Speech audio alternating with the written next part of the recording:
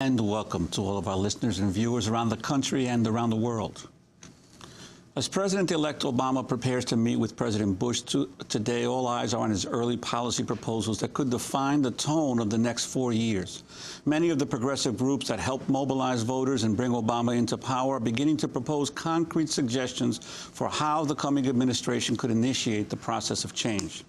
Members of his transition team said Sunday they're compiling a list of actions that President-elect Obama could take to overturn many of President Bush's executive orders. John Podesta, the head of Obama's transition team, told Fox News that restricting oil and gas drilling and reviewing limits on stem cell research would be among the new priorities. Appearing on CBS News on Sunday, Obama's chief of staff, Rahm Emanuel, said aid to the automobile industry and a new economic stimulus plan would also be important. Katrina vanden Heuvel is editor and publisher of The Nation magazine, which endorsed Obama's candidacy. She has just published an editorial called Obama's 100 Days, outlining some key progressive steps a new administration should take to realize its mandate for change. Welcome to Democracy Now! Thank you, Amy. Thank you, Juan. So what should President-elect or President Obama do? Well, what's interesting is that over the last few months, in fact, teams of Obama advisors have been reviewing what they could do and what you could do with a stroke of a pen, but also efforts that will take more coalition building and work inside, outside, or work over this next period. I think one thing coming off of your report, Amy and Juan, is stop the looting of the American people with this bailouts and stop the bleeding, restructure a bailout for the real economy, real people, extension of unemployment benefits, aid to the cities and states, beleaguered cities and states. And then there are things he's going to do supporting the funding of embryonic stem cell research, repealing the global gag rule, ensuring that women around the world have real reproductive rights. There will be a whole series of moves to dismantle the imperial presidency and roll back executive power, which has been such an unfettered behemoth monster in this administration. And then other things like allowing California to move ahead and restrict greenhouse emissions of cars and trucks. So you have high and low, war and peace, the economy on the ground, but all things that I think will make a difference if there is independent mobilization to build on them in the condition of people's lives, which is so important. Well, but before the 100 days, there are about 80 days in this transition period since the election, and the issue not only of the appointments that he makes, but also of the statements that he makes about what the Bush administration is doing in its final days. For instance, an Iraq agreement, Yes, or also the bailout itself. We just got the report of the AIG increase. Do you think that he should be, in one way or another, making statements to sort of suggest that, because some of these things can't wait? Well, here, I think that he does need to be critical as he begins to frame that he will be dismantling some of these things. But, I mean, I have this book here, FDR, The First 100 Days. Let's not forget, I mean, the inauguration in 1933 at a very dire, grim moment in our country's history was in March. Between March and June, you had 16 pieces of legislation in this frenzied burst of energy. FDR did not work with Hoover.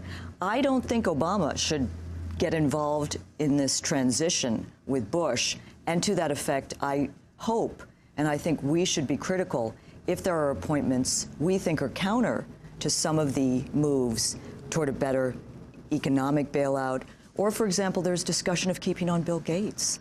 I mean, I think this is contradictory in many ways to some of the best things Obama said on the campaign trail. For example, negotiating with no preconditions. I thought his statement on Iran. Robert Gates, I'm sorry. Maybe he'll bring Bill Gates into it. I don't know. You could have a whole.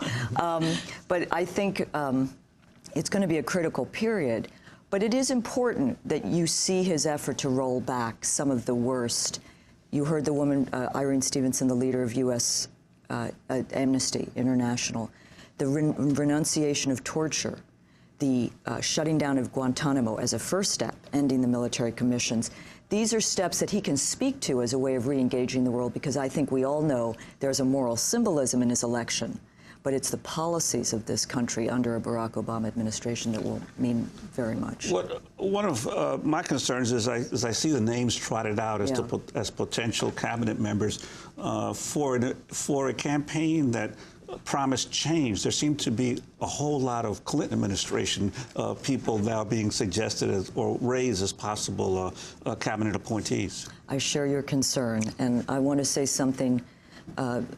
Amy and I were at Planned Parenthood last Friday, and Amy said something which I think is very real, which is we have an establishment consensus in too much of this country. There are people who are part of this ongoing, permanent Republican Democratic administration. I think what is crucial is that Obama leave open the door to people, the millions who worked their hearts and souls out to get him elected, and that there be, for example, a parallel economic summit, so that you don't just have those who are on the stage last Friday, but you have others who represent teachers, minors, people from poor communities around this country, people who haven't had health care in 10 years. So I think he needs to open up and understand that he, while communicating with those people on the stage, should also be using this great technology to communicate with those who really are going to be the force which overtakes the dead weight of established power and money. Well, what do you make of his first move, which was choosing as his chief of staff, Rahm Emanuel? You know, I'm more concerned about the Treasury Secretary appointments, and as he moves forward, the chief of staff can be an empty vessel in many ways, and I think you do see the direction coming from the top down. I think the conventional wisdom on Rahm Emanuel is very silly. The idea that he's too partisan, and that's violating Obama's post-partisan message. I think we're going to see a lot of talk about pragmatism and post-partisanship. That's fine, but I think you may see progressive solutions coming out of that. Not as bold as we would like. That's where mobilization comes in, but I'm less concerned about Rahm Emanuel. I think this party, the leadership of the Democratic Party, has been moved on trade issues, for example, because of the mobilization of those outside it. And one of the steps Obama, as I said in my first 100 days, he should repudiate the Korea-Panama trade treaties and make sure that the trade treaties are truly integrated with labor, human rights, environmental rights, the Colombia-Korea-Panama trade agreements. And Amy, one of the first steps, and this speaks to both a decision of this administration and perhaps reflected in the appointments he makes, the Employee Free Choice Act. I think that is crucial. Labor has gone all out for Barack Obama, and the mobilization of the corporate business community is ferocious. I mean, within the weeks before Obama was elected, they saw the writing on the wall and the money being amassed already. So that's a fight that needs to be. Explain what that is. The Employee Free Choice Act. It's a piece of legislation labor has been fighting for many years, that it would allow card checks so that management could not harass labor in their organizing drives. And it would help labor only begin to level the playing field. What is the private sector is now 8 or 9% unionized, and government public sector 12%. So that is a key demand, along with health insurance, so that people in labor are going to continue with what they call an accountability movement in this next 100 days, which is useful because parallel to what Obama's saying he will do, you need that accountability. But in the card check provision, the problem is that even if that was able to get through Congress, the issue, unions see it as a way to expand membership rapidly. But the problem is that in many places now, even after you get a union recognized, getting a contract is a whole other issue. So that there needs to be a lot more reform of the NLRB than just the card check issue. You know, I agree, Juan, and I think what we've seen this country ravaged over the last 8 years, and also the Democrats under Clinton. And this is part of what we're seeing, by the way, with the Clinton people coming back into this administration.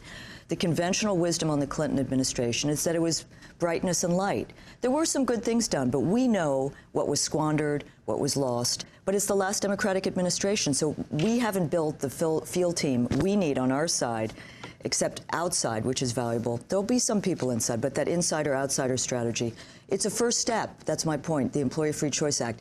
Damage has been done. We are now beginning to undo the damage. And of course, NLRB changes, many more changes. However, the card check, EFCA, as they call it, does give arbitration rights, which is also valuable.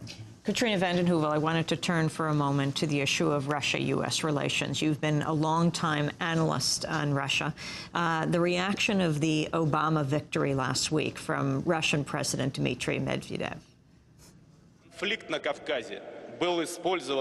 conflict in the Caucasus was used as a pretext for sending NATO warships to the Black Sea, and then the forceful foisting of Europe of America's anti-missile system, which in turn will entail retaliatory measures by Russia. We do not have problems with the American people. We are not born anti-American.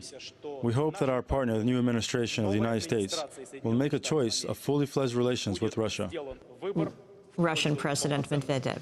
Katrina Vanden Well, I'm Heuvel. glad you played that clip, Amy, because so much of the corporate mainstream press has played that speech as the new Cold War, Dmitry Medvedev laying down the gauntlet. Well, you heard him say that he is open to a new relationship with this administration. Part of the disaster of these last years has been the expansion of NATO, moving into attempts to move it into Georgia and Ukraine, and then this anti-missile. I hate to call it anti-missile because it's a technology that doesn't work against a threat that doesn't exist,